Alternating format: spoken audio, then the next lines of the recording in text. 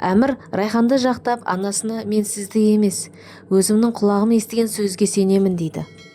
Райхан мен Әмір Масалды іздейді. Масал ренжіп талып қалған болатын. Әмір Масалдың тығылып тұрған жерін тауып алып, оның көңілін аулауға тырысады.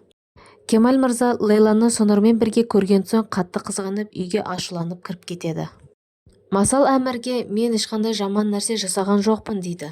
Ол менің суретімді алып алмақ болды, бірақ мен оған қарсылық таныттым дейді. Қазір сізге ол суретті көрсетемін дейді. Сөйтіп Масал суретті таппай қалады.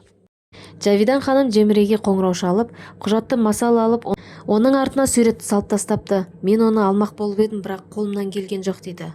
Жеміре болса бұған ашуланып, мен бұл құжатты алу үшін қаншама тер төктім. Қалайда болсын сол құжатты табыңыз дейді.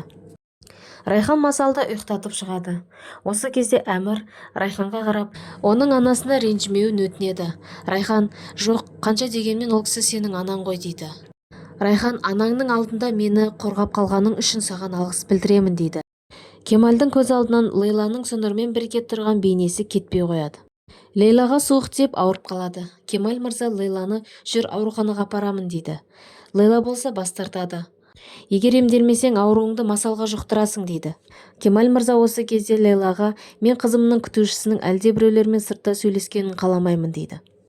Әдеттегідей кеш батқан соң Масал үшеуміз бірге ұйықтайықшы дейді. Әмір Райханға түнімен қарайлап шығады. Олар қалың ұйқыда жатқан кезде Жавидан ханым олардың бөлмесіне келіп, Әмірдің құжаттарын ақтарып, жаңағы құжатты іздей бастайды.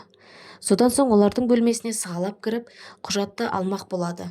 Олардың бірге жатқандығын көріп, Жавидан ханым ұлымның құшағына кірген сұр жылан неме дейді. Жавидан ханым сөреде тұрған бір суретті көреді де, соны алмақ болады. Бірақ Масал оянайын деп жатқан кезде Жавидан ханым шошып кетеді де, жаңағы суретті тастай салып кетіп қалады. Таңертеңгісін барлығы ас ішіп отырады. Осы кезде Әмір Кемал мырзамен сөйлеседі. Кемал мырза оған Масалды сағынғандығын айтады. Әмір Масалдан әкеңді сағындың ба дейді. Масал әрине сағындым, Лейла тәтемді де сағындым, бірақ үйге кететін болсам Райхан тәтемді іздеймін ғой дейді. Жавидан ханым Әмірдің жұмыс үстелінің үстінен құжатты іздей бастайды. Осы кезде Әмір кіріп қалады. Жавидан ханым осы жерді реттеп жатқанмын деп тұр бермейді. Әмір, таңғы асқа келмейсің бе дейді. Жавидан ханым жоқ, ішпеймін деп кешегі ренішін оның бетіне басады. Сен өз анаңды емес, ана әйеліңді жақтадың. Ол сені маған қарсы қойып жүр ғой дейді. Оның қандай екенін әлі-ақ көресің дейді. Кемал мырза болса Сонардың Лейлаға берген гүлін көріп ашуланып, ауырса ауырсын, өз жанын өзі күтеді де маған не деп жынданады. Райхан мен Әмір Масалды үйіне апарады. Олар Лейламен танысады. Лейла, мен барып кофе дайындап келейін дейді. Кемал мырза болса, ауырып тұрсың ғой, қазір мен дайындаймын дейді. Кемалдың Лейлаға деген жанашырлығын Әмір бірден байқайды.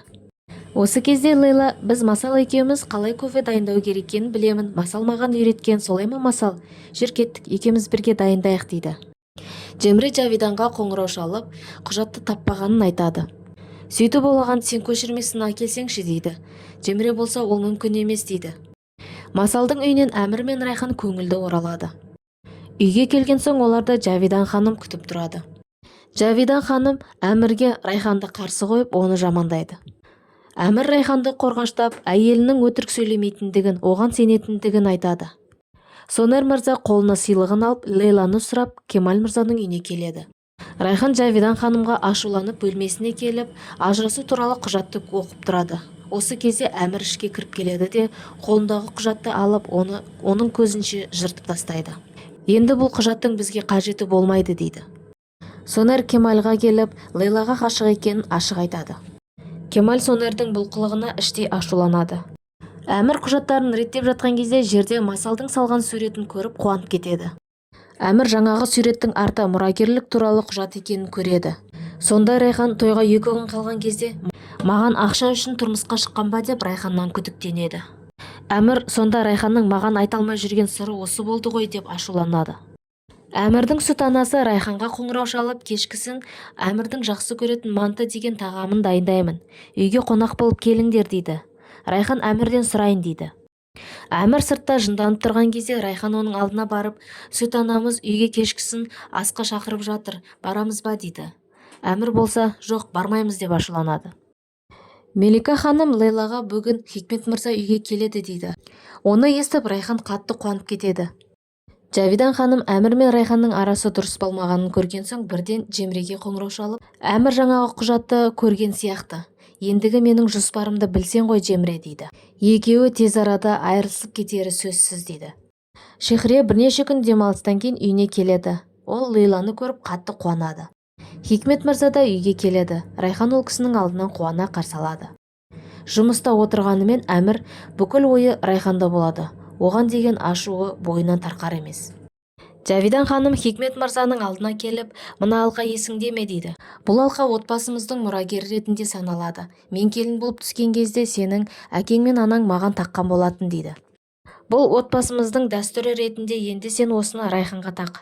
Әрине, мен Райханды әлі күнге дейін келінім ретінде қабылдамаймын. Бірақ ұлымның әйелі болған соң оған тағуды жөн көрдім. Бірақ бұны сен тағасың деп табыстайды. Хикмет мырза Райханды алдына шақырып алып, мынау біздің әулетіміздің мұрагерлік алқасы, бұны саған сыйға тартамыз, тағып ал дейді. Райхан басында бас тартқанымен Хикмет мырза қабыл ал, қызыңа тағарсың, одан соң келініне тағарсың дейді. Райхан алқаны тағып жатқан кезде Жавидан ханым оның бөлмесіне сығалап қарап тұрады.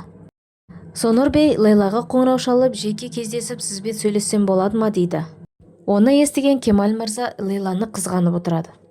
Кешкісін Әмір жұмыстан келген соң әкесін көріп қуанады. Барлығы жиналып отырған кезде Жавидан ханым әтеге Райханға мойныңа таққан біздің отбасыға тиесілі мұрагерлік алқа жарасып қалыпты дейді. Оны көріп Әмірдің Райханға деген күдігі одан сайын күшейе бастайды. Райханның Хикмет мырзамен сөйлесіп тұрғанын көрген Әмір тағы да күдікке бой алдырып, өзін ғана емес әкесін де алдап жүр деп ойлайды. Райхан Әмірдің не үшін ашуланып жүргенін түсіне алмай қиналып жүреді. Райхан бөлмеге кірген соң Әмір Райханға ашулы көзбен қарап тұрады. Райхан Әмірге саған не болды? Мен саған ренжітетін бір нәрсе жасадым ба дейді. Ашуға булыққан Әмір дереу өзгере келіп, саған ашулануға болады ма екен деп Райханға жақындай келіп, оның бетінен сүйіп алады. Райхан не болып жатқанын түсінбей қалады. Келесі бөлімде не болатынын білгіңіз келсе, Киноәлем арнасына тіркеліп, қоңыраушаны басып қойыңыз.